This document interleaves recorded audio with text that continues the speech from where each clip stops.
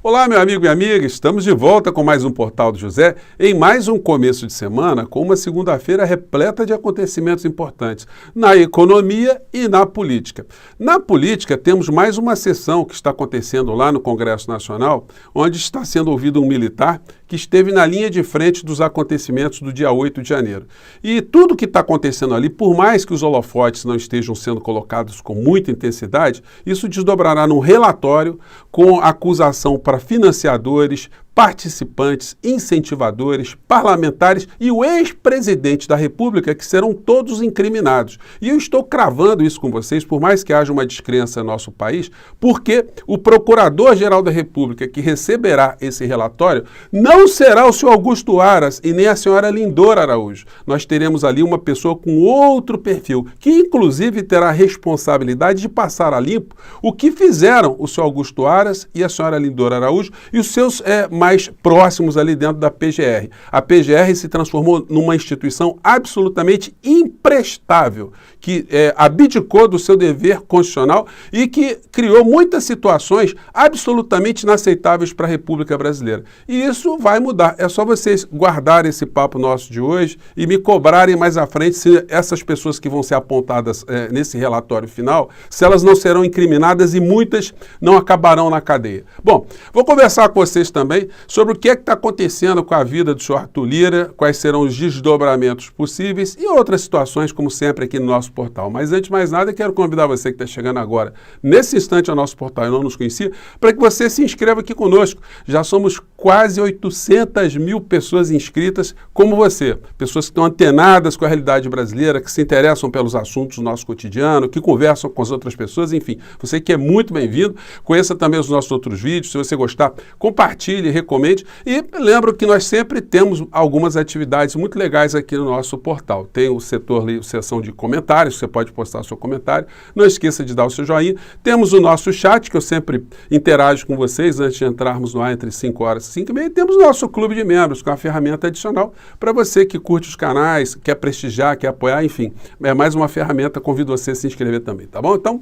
vamos seguir em frente. Gente, hoje mais cedo, eu comentei com vocês que um ex-apoiador de Bolsonaro, o senhor Abraham Weintraub, ele soltou cobras e lagartos. Eu não coloquei um vídeo para vocês, mas eu vou colocar disponível a fala do senhor Weintraub, para quem tiver interesse, tiver curiosidade de saber o que ele andou dizendo sobre o Bolsonaro e o clã Bolsonaro, né? Enfim, para nós não chega a ser mais uma situação reveladora, mas mostra o ânimo de quem se sentiu traído, e de fato foi traído mesmo, por um estelionatário com E maiúsculo, né? Ele e a família dele. Bom, então é só para fazer esse registro. E aí, hoje também está vindo à tona mais situações que envolvem o senhor Arthur Lira. E alguns colegas, alguns comentaristas, sempre colocam uma grande exclamação, né? A vida de Arthur Lira ficou complicada. Agora Arthur Lira está beirando a queda. Arthur Lira vai ter que prestar contas. Olha, só acontece alguma coisa contra alguém que é protegido do sistema quando o próprio sistema não resiste e começa a fazer algumas situações para expelir a criatura. E me refiro especificamente aos meios de comunicação.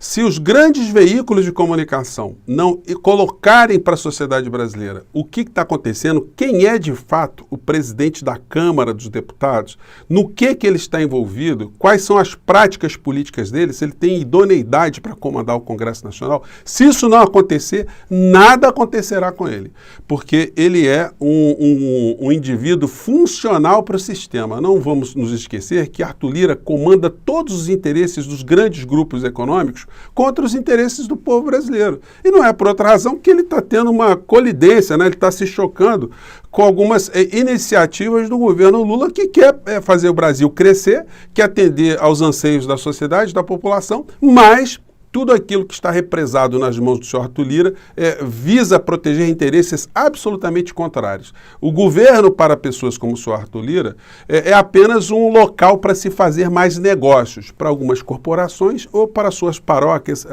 os seus grupamentos específicos. Então não adianta o jornal impresso dá a impressão para a sociedade que está revelando a vida do Arthur Lira. Você lê um jornal como esse aqui, o Jornal Globo, aí você fala, nossa, os caras estão batendo de frente.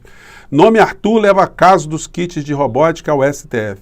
Polícia Federal enviou à corte investigação de supostas fraudes em compra de material para escolas de Alagoas após encontrar anotações de pagamentos e endereços ligados a ex-assessor do presidente da Câmara. Deputado diz que movimentações financeiras estão relacionadas a seu trabalho. Engraçado o seguinte, ele diz que, o Arthur Lira, né, são suas fazendas de gado em Alagoas, né? Então, quando você for a uma churrascaria e você pedir uma picanha, né, pedir um corte, você pode estar comendo uma carne, né, que foi ali proveniente de uma fazenda de Alagoas, né? Então, isso numa churrascaria gaúcha deve fazer o maior sucesso, né? O churrasco feito com gado de Alagoas do senhor Arthur Lira. Então, ele está dizendo que o dinheiro dele está vindo daí. Gente, é muita grana, né? Então, enfim. Então, eu não acredito, por mais que essas notícias estejam rolando, né, pelas redes sociais, pelos jornais impressos, que o senhor Arthur Lira perca a noite de sono enquanto essa história não for colocada pelos grandes veículos de comunicação. E mesmo assim, ele terá ali muitas bases de resistência. Então, o nosso papel aqui é denunciar, inclusive, quem não denuncia o senhor Arthur Lira, como a gente sempre tem falado aqui no nosso portal, né? Outra figura também que está vindo à tona é esse ministro aqui que está abrigando ali algumas pessoas do Centrão dentro do Ministério das Minas e Energia, que é um ministério importantíssimo, né? Só Alexandre Silveira, que ninguém nunca soube quem era a criatura, mas a matéria que eu coloquei hoje mais cedo para vocês, que eu vou repetir agora, vou colocar aqui na descrição do nosso vídeo, mostra que ele, de um delegado de polícia civil, passou a ser um milionário, né? Num período um pouco maior de uma década e meia, né? Então, enfim, é muito complicado ter uma pessoa com esse perfil comandando um ministério estratégico, sobretudo com a participação, com aconselhamento, né? com o contato ainda com gente do governo Bolsonaro que destruiu a Eletrobras, que privatizou a Eletrobras no maior escândalo de corrupção, não tem outra palavra para a gente dizer, nos últimos tempos.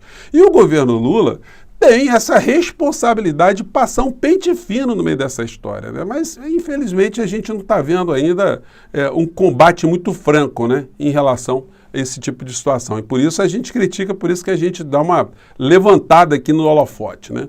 Bom, e aí a gente sai dessas questões e entra ainda no defunto, né, no moribundo. Defunto não, defunto só quando ele for devidamente lacrado num caixão político, né? O ex-presidente da República, amanhã, ele terá mais um dia de desgosto, porque, ao que tudo indica, o ministro Benedito Gonçalves vai dar uma esticadinha nessa sessão do TSE, que vai determinar o futuro político do Bolsonaro e que nós já sabemos, será a decretação da sua inelegibilidade. Gente, o Bolsonaro é uma figura imprestável, né? É chato a gente falar isso, mas ele não deu certo na vida militar. Na vida militar ele foi uma pessoa mal vista, uma pessoa que não produziu absolutamente nada, ele saiu com desonra das Forças Armadas. Os filhos não puderam entrar em academias militares porque o pai estava manchado, o pai estava maculado. Os filhos não puderam frequentar os ambientes, as escolas, os clubes militares, porque o pai estava amaldiçoado, o pai estava renegado. E depois ele entra para a política. Agora, na política, depois de muitos anos, chafurdando ali numa série de crimes, de pequenos delitos, grandes delitos, de práticas imorais, enfim, situações inconfessáveis que depois vieram à tona, agora ele está sendo banido da vida política. E a ficha para ele vai demorar a cair um pouco, né? Mas já começa a dar uma caidinha. A gente vê notícias como essa aqui. Na véspera de julgamento no TSE, Bolsonaro evita falar sobre inelegibilidade e nega ataque à democracia em reunião com embaixadores. Então, é um cínico. Gente, é difícil a gente não xingar, né? Porque é uma pessoa que tem um comportamento descarado de atuar contra a democracia, de estimular uma série de pessoas para fazerem a mesma coisa, pessoas que estão presas, pessoas que se prejudicaram, pessoas que desgraçaram as suas vidas, as vidas das suas famílias, e ele agora está dizendo, não, eu não fiz nada. Então quer dizer que todas as pessoas que ficaram ali entusiasmadas com as falas de Bolsonaro, que foram para a ignorância e que agora estão pagando o pato, essas pessoas simplesmente tiraram da cabeça delas. O Bolsonaro foi simplesmente um observador. E a gente vê essa angústia dele nesse tipo de comentário aqui, que a Carta Capital deu uma pinçada nessa tarde. Diz aqui a manchete: tem gente mais competente, mas sem o conhecimento nacional que eu tenho, diz Bolsonaro sobre inelegibilidade. Julgamento no TSE, a ser retomado nesta terça-feira, dia 27, pode deixar o ex-presidente fora das urnas por 8 anos. Por 8 anos, gente, significa que até as eleições de 2030 ele não poderá participar. Então, se ele quiser disputar a eleição para a presidência, só em 2034, né? Daqui a 11 anos. Daqui a 11 anos nós teremos bastante tempo, né, para evitar que esse monstrengo, que ele se nutra novamente para poder atentar contra a democracia, contra a nossa paz de espírito, coisa que foi feita com muita intensidade aqui no nosso país. Enquanto isso, a vida real vai acontecendo. Hoje, mais um dia, onde nós temos o registro do dólar ter caído mais um pouco. Isso reflete uma série de iniciativas no plano da economia. A gente tem que atestar que são propostas que estão dentro de um modelo neoliberal, o arcabouço fiscal, que sufoca o Brasil, que faz com que o Brasil não cresça do tamanho da necessidade que nós temos. No entanto, podemos considerar que é um passo, né? É o primeiro alicerce para, quem sabe, no momento seguinte, se ter uma alteração no cenário econômico aqui no nosso país. Nós ainda estamos muito dependentes de situações que estão acontecendo no Congresso Nacional, daí a gente perceber que o presidente Lula não se confronta diretamente com o senhor Arthur Lira, porque sabe que o Arthur Lira tem um poder político muito grande. Agora, se o Arthur Lira fizer algum tipo de ação agressiva contra o governo, aí sim o presidente Lula certamente vai entrar numa linha de frente. Mas isso só vai acontecer, gente, se essa situação real, se a política real for mais explanada, for mais explicitada para a sociedade brasileira, porque as pessoas percebam como é que o jogo da política está funcionando. Com tão poucos recursos, né, que o Brasil tem, diante do quadro, do cenário que a gente tem, nós vemos manchetes como essa aqui no Valor Econômico, né? Que tem um grande engodo aqui, né? Esse tipo de matéria aqui, que acontece em qualquer governo, tá, gente? Esquerda, direita, enfim. Que sempre dando aqui uma visão absolutamente míope do que está acontecendo exatamente. Diz aqui a matéria: rodovias podem receber 30 bilhões esse ano. Previsão de investimento para a malha federal inclui participação do setor privado. Gente, a maior parte dos recursos dessas rodovias, sabe de onde vem? Vem do teu dinheiro e do meu dinheiro. As grandes empreiteiras que tomam conta das rodovias, na verdade, elas não tiram dinheiro do bolso, porque elas tiram dinheiro do pedágio. Normalmente, quando houve essas privatizações das estradas, elas já estavam prontas, elas já estavam construídas. Se fez um discurso que elas eram ruins, que elas eram esburacadas, que criavam problemas, entregaram de mão beijada, com dinheiro em caixa, no governo Fernando Henrique Cardoso, as principais rodovias do nosso país, que imediatamente começaram a explorar o pedágio com dinheiro que receberam em caixa, com um plano, com um período de carência muito grande para começar a devolver esse dinheiro. Nós vimos os escândalos todos envolvendo empreiteiras aqui no nosso país e de lá para cá a gente teve pouquíssimas mudanças. O que nós temos são estradas ainda muito ruins, infames, estradas como a Via Dutra, que é um eixo central da principal rota, né, de produtos aqui no nosso país, industrializados, produtos agrícolas, enfim, tudo passa pela Dutra, e a Dutra é absolutamente uma rodovia absolutamente infame. Pelo que ela representa e pela forma como ela deveria estar aqui no nosso país. E ela é apenas uma das tantas outras que existem no Brasil. Então, quando a gente vê esse tipo de manchete, né, haverá investimentos, não vai ter investimento nenhum, vai ter muito pouco investimento, vai ter a injeção de recursos públicos nessas empresas que vão cobrar pedágio da gente e vão dizer que investiram muito dinheiro. Agora, isso precisa ser discutido, né, gente? A gente precisa saber mais dessas coisas, né?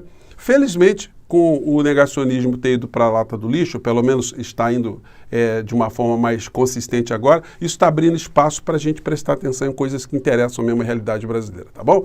Eu fico por aqui mais uma vez, um grande abraço e a gente se encontra no nosso próximo Portal do José. Tchau!